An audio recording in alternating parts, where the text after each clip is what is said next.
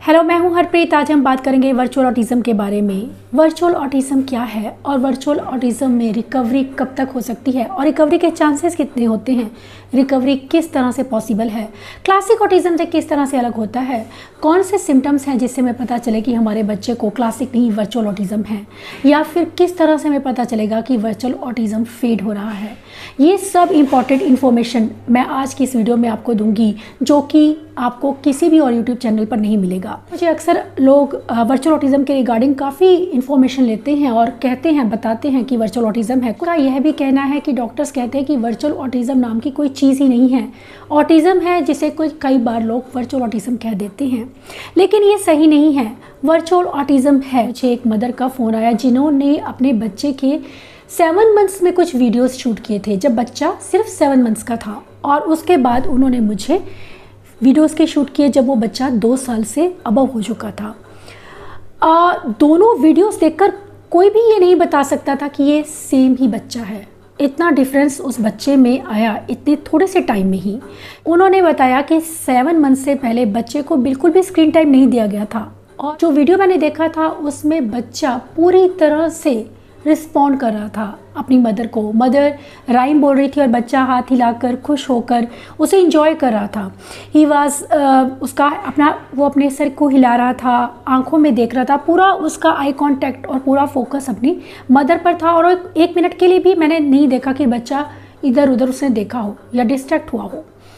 ये एक main feature हमें देखने की ज़रूरत है कि स्टार्टिंग में हमारा बच्चा क्या करता है। अगर हमारा बच्चा हमें आई कांटेक्ट देता है, राइम्स को एंजॉय कर रहा है, आपको रिस्पॉन्ड करने की कोशिश कर रहा है, चाहे वो सिर हिला के या फिर एक्शंस के थ्रू ही, तो ये एक चीज़ इंडिकेट करती है कि बच्चे को अगर आगे चलकर ऑटिज़म हुआ है तो वर्चुअल ऑटिज़म के चांसेस हैं। क्योंकि अब आपका बच्चा बिल्कुल सही तरह से डेवलप हो रहा है और एकदम से अचानक एक चेंज आ जाना, उसकी कोई ना कोई वजह ज़रूर होती है। यह वजह होती है screen time, excessive screen time. बच्चा आपका 2 साल से छोटी उम्र में अगर उसे हम 3 घंटे से ज़्यादा स्क्रीन टाइम दे रहे हैं तो इसका मतलब है कि बच्चे में वर्चुअल ऑटिज़म के चांसेस को हम बहुत ज़्यादा बढ़ा रहे हैं। तो ये एक फेस आया था कोरोना टाइम में कि बच्चों में बहुत ज़्यादा वर्चुअल ऑटिज़म के केसेस देखने को मिले, क्योंकि बच्चे और पेरेंट्स भी इवन अपने फ़ोन में बिज़ी हो गए। पेरेंट्स की ऑनलाइन जॉब्स थी, वो ऑनलाइन में बिज़ी हुए। अब प्रॉब्लम ये आई कि पेरेंट्स के पास वक्त नहीं था बच्चों के लिए कि उनके साथ इंटरेक्ट करें, और बच्चों को बिज़ी रखने के लिए जब उन्हें फ़ोन दे दिए गए तो बच्चों ने उसी में ही अपने आप को बिज़ी करना शुरू कर दिया। अब हम जानेंगे कि वर्चुअल ऑटिज़म और क्लासिक ऑटिज़म में क्या डिफरेंस है। बहुत से लोग इस बारे में भी क्वेश्चन करते हैं कि क्या फ़र्क होता है दोनों में।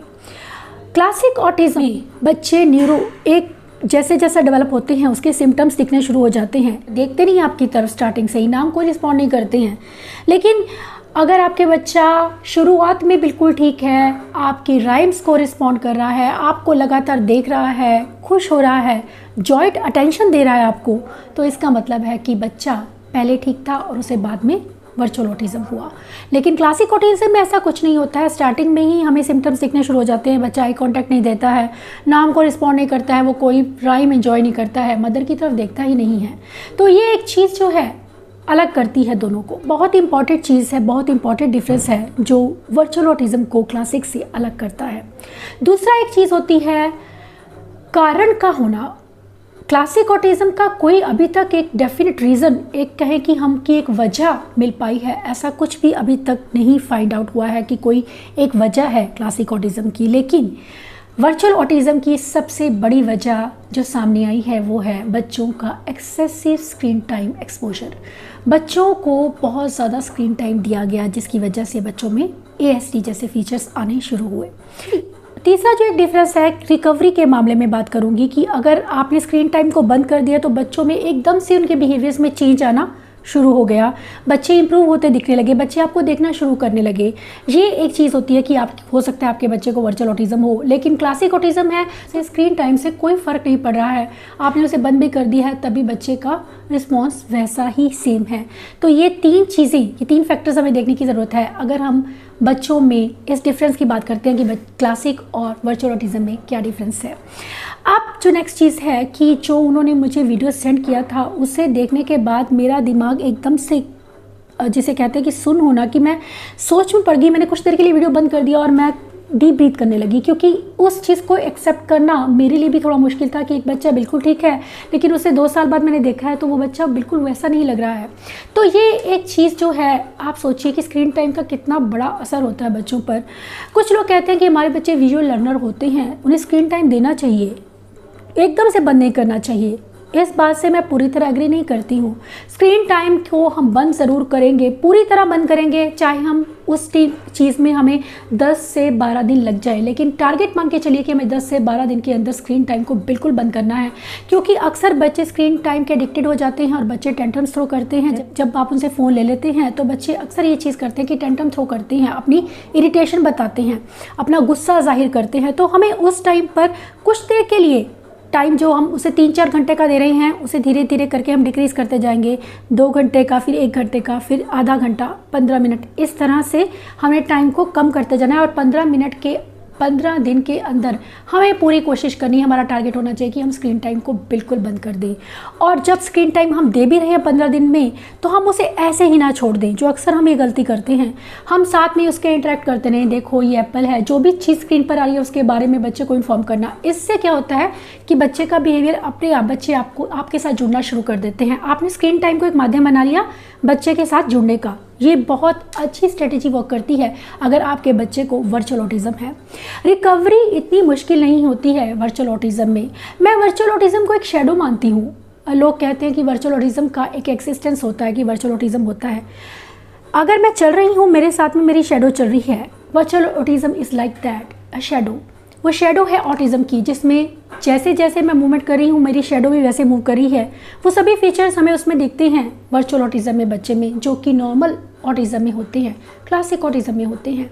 लेकिन जैसे ही मैं धूप से छाया में जाना शुरू होती हूँ वो शैडो फेड होनी शुरू हो जाती है, और मैं अगर अंधेरे में आ गई हूँ तो वो शैडो बिल्कुल ख़त्म हो गई है। यही चीज़ होती है वर्चुअल ऑटिज्म में भी। उनकी रिकवरी कुछ इस तरह से होती है कि अगर हम उनके एनवायरनमेंट को चेंज कर देते हैं तो बच्चों में रिकवरी के चांसेस 100% तक पॉसिबल हैं। अगर हम बच्चों के स्क्रीन टाइम को निकाल कर उसकी जगह पर हम उसके ब्रेन को स्टिमुलेट करने के लिए उसके साथ सोशल इंटरेक्शन करते हैं, तब बच्चों में रिकवरी 100% पॉसिबल है। बच्चों को वर्चुअल ऑटिज्म होता है, उन्हें सेंस इश्यूज़ होते हैं। इसके रिगार्डिंग में बहुत से लोग मुझे क्वेश्चंस करते हैं। अगर आपका बच्चा स्क्रीन में है तो उसे सिर्फ विजुअल और ऑडिटरी दो इनपुट ही मिल रहे हैं। अगर आपका बच्चा, उसकी जगह पर आप उसे पार्क लेके जा रहे हैं तो बच्चा आसपास के लोगों को देख रहा है, सोशली किस तरह से बिहेव कर रहा है कोई ये देख रहा है, किसी से किस तरह से इंटरेक्ट करना है वो ये सीख रहा है, अपने हाथों को यूज़ कर रहा है, टैक्टाइल स्टिमुलेशन ले रहा है। अगर बॉल के साथ वो प्ले कर रहा है तो टैक्टाइल, वो उसे पकड़ के फील कर रहा है। जबकि स्क्रीन टाइम में ये सब अपॉर्चुनिटीज़ उसे नहीं मिलती हैं। दूसरों को देखना, किस तरह से उसे बिहेव करना है, उसे इंटरेक्ट करने का मौका ही नहीं मिलता है, जिसकी वजह से बच्चे बिल्कुल अकेले हो जाते हैं। और यही एक वजह बनती है ऑटिज़म की, वर्चुअल ऑटिज़म की। तो अगर वो पार्क में गया है तो बच्चे ने बॉल को थ्रो किया, उसके साथ खेला, फिजिकल एक्टिविटी की, उसे प्रोप्रोसेप्टिव इनपुट मिला। अगर उसने थ्रो किया है, अगर वो दौड़ रहा है, खेल रहा है, तो उससे उसको वेस्टिबुलर इनपुट मिल रहा है। वो स्विंग ले रहा है तभी बच्चे को वो इनपुट मिल रहा है, जो कि बच्चों की नीड होती है ये। लेकिन अक्सर ये चीज़ें खो गई कोरोना टाइम में, बच्चों को ये चीज़ें मिली ही नहीं, लोगों ने घर में ही रहना शुरू कर दिया, बाहर नहीं लेकर गए। इस वजह से भी वर्चुअल ऑटिज़म के चांसेस काफ़ी बढ़ गए। तो हमें ये चीज़ सोचने और समझने की ज़रूरत है कि अगर बच्चे को सिर्फ हम विजुअल और ऑडिटरी इनपुट ही दे रहे हैं तो बाकी के जो सेंसरी सिस्टम है वो इम्बैलेंस होने लगता है, जिसका असर पड़ता है बच्चों के बिहेवियर्स पर और बच्चों में सेंसरी इश्यूज़ आने शुरू हो जाते हैं। कुछ लोग कहते हैं कि बच्चे हैंड फ्लैपिंग नहीं करते हैं, बच्चे ये विजुअल स्ट्रीमिंग नहीं करते हैं। बच्चों में स्ट्रीमिंग के बिहेवियर्स भी होती हैं, और जिस बच्चे का वीडियो मैंने देखा था उसमें ये बिहेवियर्स थे, उसे विजुअल, टेक्टाइल, वेस्टिबुलर, ये सभी प्रॉब्लम्स, सभी इश्यूज़ थे।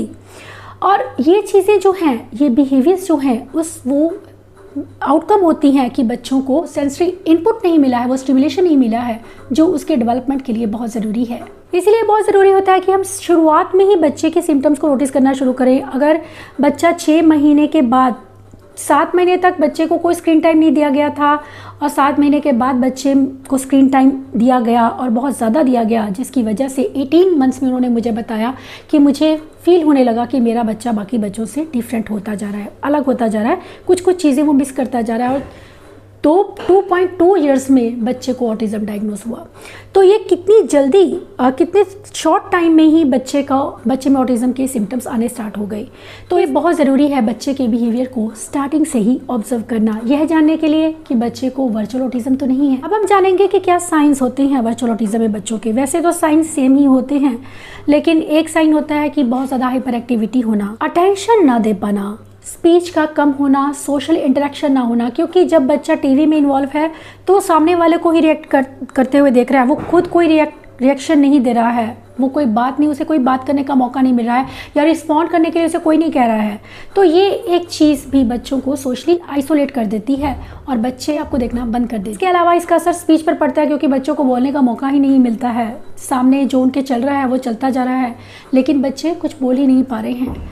यहाँ मैं ये कहना चाहूँगी कि कुछ लोग कहते हैं कि विजुअल लर्नर होते हैं बच्चे, ABC सीखते हैं बच्चे, 1 2 3 सीखते हैं, लेकिन मैं यहाँ कहूँगी कि बच्चे रोट लर्निंग करते हैं। ये रोट लर्निंग है, इसमें कोई अंडरस्टैंडिंग वाली बात नहीं है। ज़रूरी है अगर हम बच्चे को फ़ोन दे रहे हैं, कोई चीज़ के साथ बच्चे को एक्सप्लोर करें, तो एक एडल्ट का साथ होना ज़रूरी है कि वो बता सके कि ये क्या है। अगर बच्चा एप्पल देख रहा है तो उसके बारे में बताना, तो एक इन्फॉर्मेशन देना जो कि बच्चों को नहीं पता है, और वो इन्फॉर्मेशन जो उन्हें मिल रही है वो सफिशेंट नहीं है, इसीलिए बच्चों में रोट लर्निंग आनी स्टार्ट हो जाती है। ABC 1 2 3 का मतलब यह नहीं है कि आपका बच्चा चीज़ों को समझता है। अलावा एक चीज़ होती है कि बच्चे स्पीच डिलेड होते हैं, बच्चों में स्पीच के चांसेस कम हो जाते हैं, क्योंकि बच्चों को बोलने का मौका ही नहीं मिला है। अगर हम उनसे बात करते हैं, हम कहते हैं उनसे जवाब देने के लिए या आंसर करने के लिए, लेकिन जब उसे कोई आंसर करने के लिए नहीं कह रहा है तो बच्चे चुप ही रह जाते हैं और वो बोल नहीं पाते हैं। इसका असर बच्चों की स्पीच डेवलपमेंट पर होता है। वर्चुअल ऑटिज़म में हाइपर एक्टिविटी के इश्यूज इसलिए होते हैं क्योंकि बच्चे तेज़ चीज़ों को देख रहे हैं। जितना तेज़ वो दौड़ रहे हैं कार्टून, उतनी तेज़ी से उनका ब्रेन चलता है, और वो ब्रेन जो है उसमें तेज़ीपन एक आना, जिसे हम कहते हैं कि एक जगह बच्चे टिक कर नहीं बैठते हैं, इधर उधर दौड़ते रहते हैं, वो ब्रेन को रेस्टलेस करने वाली चीज़ें हैं। हमें उसकी जगह पर बच्चों को कामिंग चीज़ें देनी हैं कि हम बच्चे को अपनी लैप में लेकर मदर बैठी है, उसे कुछ राइम सुना रही है, या उससे सिर्फ बात कर रही है, या उसे हल्का हल्का रॉक कर रही है, बहुत ही ज़्यादा सूदिंग है।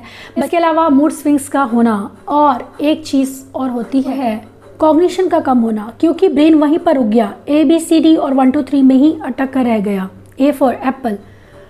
ये एक चीज़ जो है बच्चों के ब्रेन में घर कर जाती हैं, और बच्चों को जो एक्सपोजर जितना उन्हें मिलना चाहिए उससे बहुत कम एक्सपोजर उन्हें मिल रहा है, जिसकी वजह से बच्चों की जो फ्लेक्सिबिलिटी होती है, जिसे हम कहते हैं कि फ्लेक्सिबल थिंकिंग होना, वो नहीं आ पाती है। वो एक जो उनकी सोच है, उनकी समझ जो है, वो बिल्कुल कन्फाइंड होकर रह जाती है। और जब हम इस चीज़ को समझ जाते हैं तो यकीन कीजिए हम कभी भी बच्चों को अकेले में फ़ोन देना नहीं चाहेंगे, क्योंकि हम जानते हैं कि इसके कितने साइड इफ़ेक्ट्स हो सकते हैं। बच्चों को स्टिमुलेशन मिलना ज़रूरी है, लेकिन फ़ोन के साथ में वो एक स्टिमुलेशन हम उनसे छीन लेते हैं, और हमें ऐसा बिल्कुल नहीं करना। अब एक चीज़ है कि वर्चुअल ऑटिज़म में रिकवरी किस तरह से पॉसिबल है। ऑटिज़म में जो वर्चुअल ऑटिज़म में उसमें आधी रिकवरी तो तभी हो जाती है जब बच्चे का हम स्क्रीन टाइम उससे हटा लेते हैं, उसकी लाइफ से बिल्कुल उसे रिमूव कर देते हैं स्क्रीन टाइम को, और बच्चे के साथ में मैक्सिमम इंटरेक्शन करते हैं। ये एक चीज़ बहुत अच्छा वर्क करती है। पेरेंट्स का अटेंशन बच्चे को मिलना शुरू हो रहा है, बच्चे को स्टिमुलेशन मिलना शुरू हुआ है, और स्क्रीन टाइम को बिल्कुल बंद कर दिया गया है, बिल्कुल बंद, जिसका मतलब है कि ज़ीरो स्क्रीन टाइम करना। हम कोशिश करेंगे कि हम खुद भी अवॉइड करें, हम उनके सामने फ़ोन लेकर ना बैठें, और ना ही हम टीवी को चलाएं कुछ देर के लिए। जब बच्चे आपसे जुड़ना शुरू हो जाते हैं तब इन चीज़ों से कोई फ़र्क नहीं पड़ता है, लेकिन स्टार्टिंग के ईयर्स में आपको बहुत ज़्यादा ज़रूरत होती है एनवायरनमेंट को चेंज करने की, स्पेशली अगर आपके बच्चे को वर्चुअल ऑटिज़म है। रिकवरी का क्या साइन होता है, ये लोग भी बहुत पूछते हैं कि किस तरह से हमें पता चलेगा कि हमारा बच्चा रिकवर कर रहा है। आपके बच्चे के बिहेवियर्स, जब आपने स्क्रीन टाइम को उसके शेड्यूल से निकाल दिया है और आपके बच्चे के बिहेवियर आपसे बेटर हो रहे हैं, तो ये एक बहुत बड़ा साइन होता है बच्चों में वर्चुअल ऑटिज़म की रिकवरी का। उसके साथ में वो सफिशिएंट इनपुट देना भी ज़रूरी है, उनके साथ में वो इंटरेक्शन करना भी ज़रूरी है। जिस बच्चे के बारे में मैं आपसे बात कर रही थी कि जिसकी मदर ने मुझे बताया कि बच्चा इस तरह से, उन्होंने मुझे बताया कि बच्चा 2 सेशंस OT के ले रहा है और 2 सेशंस स्पीच थेरेपी के ले रहा है, लेकिन फिर भी वो आउटकम नहीं उन्हें मिल रहा है। इसकी वजह होती है कि बच्चे को वो सफिशिएंट इनपुट नहीं मिल रहा है जो उसके ब्रेन के लिए ज़रूरी है। और ऐसे में उन्होंने मुझसे हेल्प ली कि उन्होंने मुझसे पूछा कि किस तरह से मैं बच्चे की डेवलपमेंट पे घर पे काम कर सकती हूँ, क्योंकि मैं घर पर भी काम कर रही हूँ, उससे इम्प्रूवमेंट तो है, लेकिन मैं चाहती हूँ कि मेरा बच्चा पूरी तरह से रिकवर कर जाए। और इसके लिए ज़रूरी है कि आप उसके साथ में पूरा दिन कोशिश करें, उसे अकेला ना छोड़ें, उसके साथ में इंटरेक्शन करने की, उसके साथ ज़्यादा से ज़्यादा टाइम स्पेंड करने की। वर्चुअल ऑटिज़म का रिकवरी टाइम क्या है? कुछ लोग यह पूछते हैं कि अगर वर्चुअल ऑटिज़म है तो कब तक बच्चा रिकवर कर जाएगा। मैं ये कहना चाहूँगी कि उसने सीखना बंद कर दिया और अब तक की एज में जो वो एक गैप रह गया है उसकी मेंटल एज में, इतना टाइम उस गैप को फिल करने में लगेगा, उतना टाइम ही रिकवरी में लगेगा। ऐसा नहीं है कि बच्चे रिकवर नहीं करते हैं। वर्चुअल ऑटिज़म में बच्चों की रिकवरी काफ़ी फास्ट होती है अगर उन्हें सही स्टिमुलेशन मिले। वो कौन कौन सी चीज़ें हैं जो हमें देखने की ज़रूरत है कि क्या हमें करवाना चाहिए घर पर अगर बच्चे को वर्चुअल ऑटिज़म है? सबसे पहले तो स्क्रीन टाइम को रिमूव करना, उसको बिल्कुल बंद कर दीजिए। दूसरा एक चीज़ किस तरह से बंद करना है ये मैं आपको बता चुकी हूँ। दूसरी चीज़ है कि बच्चे के साथ मैक्सिमम टाइम स्पेंड करना, इंटरेक्शन करना ज़्यादा से ज़्यादा, उसे पार्क लेके जाइए। ये एक चीज़ बहुत ज़रूरी होती है क्योंकि बच्चे दूसरों को देखकर सीखते हैं। ज़्यादा से ज़्यादा उनके साथ में इंटरेक्शन करना, पीयर के साथ में उन्हें खेलना, चाहे कुछ देर के लिए ही सही, बच्चे को ज़रूर ये चीज़ आप करेंगे कि बच्चे को दूसरों के साथ खेलने का अपॉर्चुनिटीज़, ज़्यादा से ज़्यादा उन्हें खेलने की अपॉर्चुनिटीज़ दी जाए। इसके अलावा जो भी चीज़ आप उसको दिखा रहे हैं उसका नाम बोलना, उसके बारे में ज़्यादा से ज़्यादा एक्सप्लेन करना, बताना कि ये देखो ये क्या है, एप्पल है, रेड कलर का है, फ्रूट है, हम इसे खाते हैं, देखो कौन सी शेप है। ये चीज़ें उससे, ये स्टिमुलेशन उससे स्क्रीन टाइम में कभी नहीं मिलेगा जो आप उसे दे सकते हैं। इससे बच्चे ना सिर्फ आपको देखना शुरू कर देते हैं बल्कि वो सीखना भी शुरू कर देते हैं। चीज़ों के नाम उन्हें लगातार बताते जाइए। जो भी चीज़ आप उसे दिखा रहे हैं उसका क्या नाम है, वो क्या है, वो किस लिए यूज़ होती है, ये सब चीज़ें बहुत ज़रूरी हैं बच्चों के ब्रेन डेवलपमेंट के लिए। इसे हम स्पीच थेरेपी कहती हैं जो आपको अपने बच्चों को देनी है। इसके अलावा बच्चों को प्ले थेरेपी के साथ में, बच्चों के साथ में खेलना, खिलौने लीजिए, बच्चे के साथ में फ्लोर टाइम जिसे हम कहते हैं, उस एक टेक्निक के साथ में बच्चे के साथ में प्ले करना कि बच्चे की देखना कि उसके इंटरेस्ट कहाँ पर है, उस इंटरेस्ट के अकॉर्डिंग आपने काम करना है या खेलना है उसके साथ में, बहुत ज़रूरी है। इसके अलावा बच्चों को सेंसरी प्ले की एक्टिविटीज़ करवाना जिसमें बच्चों को वो स्टिमुलेशन मिल सके जो कहीं ना कहीं उसने मिस कर दिया है, जिसकी वजह से उसमें सेंसरी बिहेवियर्स आए हैं। तो कोशिश कीजिए कि आप बच्चे को डिफरेंट एक्सपोजर दें। टैक्टाइल है, वेस्टिबुलर है, प्रोप्रेसेप्टिव है, ये सब चीज़ें, वो ये इनपुट उन्हें देना अपनी डेली लाइफ में। अगर बच्चे को नहलाया है उसे टॉवल के साथ में प्रेस करना, उसको देखना, उससे बातें करना, ये सब चीज़ें जितना मैक्सिमम, अगर बेदिंग टाइम पर आप उसे नहला रहे हैं तो आप उसे तब भी बता सकते हैं सोप है, ये हम रब करेंगे।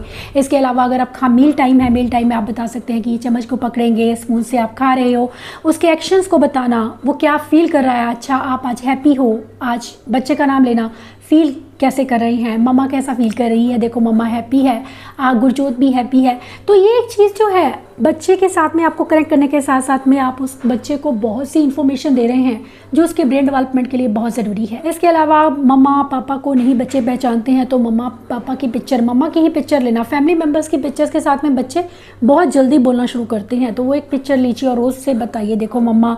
ये चीज़ें जो हैं आपके बच्चे को ऑटोमेटिकली आपके साथ कनेक्ट करती हैं, जोड़ती हैं, और जब बच्चे आपके साथ कनेक्ट होने लगते हैं तो ऑटिज़म अपने आप से फेड होने लगता है। अब मैं एक चीज़ और इम्पॉर्टेंट कहना चाहूँगी कि ये थेरेपीज जो हैं ये हम क्लासिक ऑटिज़म में भी बच्चों को सजेस्ट करते हैं अर्ली ईयर्स में। इसे ही हम अर्ली इंटरवेंशन कहते हैं क्योंकि ऑटिज़म चाहे वर्चुअल ऑटिज़म है या फिर क्लासिक ऑटिज़म है, इम्प्रूवमेंट दोनों में पॉसिबल है। हाँ, इम्प्रूवमेंट वर्चुअल ऑटिज़म में बहुत तेज़ गति से होती है, लेकिन मैंने अपनी लाइफ में 2 केसेस ऐसे देखे हैं जिसमें क्लासिक और एक वर्चुअल ऑटिज़म है।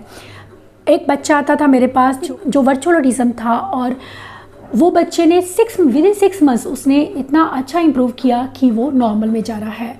और क्लासिक ऑटिज़म में भी सेम चीज़ थी कि वो 8 मंथ्स में बच्चा बहुत चीज़ें सीखकर नॉर्मल में गया और बहुत अच्छा कोप कर रहा है। तो ये दोनों ही केसेस अलग अलग ऑटिज़म के हैं लेकिन दोनों ने ही रिकवर किया ऑटिज़म से। तो मैं ये नहीं कहूँगी कि खाली अगर आपके बच्चे को वर्चुअल ऑटिज़म है तभी आप रिकवरी सोच सकते हैं। रिकवरी क्लासिक ऑटिज़म में भी पॉसिबल है। ज़रूरत होती है हमें मेहनत करने की, हमें उन पर काम करने की, ज़्यादा से ज़्यादा उनके साथ बातें करने की, उनके साथ टाइम स्पेंड करने की, उन्हें कुछ ना कुछ नया सिखाने की। मेरी मैगज़ीन का मेरा जो एक एफ़र्ट है वो यही एफ़र्ट है कि आप घर पर ही बच्चों को आप अर्ली इंटरवेंशन दे सकें। उसमें वर्कशीट्स ऐसी होती हैं जो अर्ली इंटरवेंशन पर बेस्ड होती हैं। अगर आप बच्चे को वो चीज़ें घर पर सिखा रहे हैं, बच्चों के कॉग्निशन पर काम करते हैं और बच्चे बहुत जल्दी रिकवर करते हैं। ये चीज़ हमें समझने की ज़रूरत है कि चाहे बच्चे को वर्चुअल ऑटिज़म है या फिर क्लासिक को ऑटिज़म है ये मैटर नहीं करता है। मैटर करता है कि आप बच्चे को कितना टाइम दे रहे हैं, आपको सही गाइडलाइंस मिल रही हैं, क्या आप उसके साथ में सही दिशा में काम कर रहे हैं। ये बहुत ज़रूरी चीज़ें हैं और ये मैं पर्सनल एक्सपीरियंस से कह रही हूँ। आशा करती हूँ कि आज का वीडियो हेल्प करेगा आपको वर्चुअल ऑटिज़म को बेहतर रूप में जानने में और किस तरह से हमें घर पर उन्हें काम करवाने की ज़रूरत है इसे समझने में। Thanks for watching.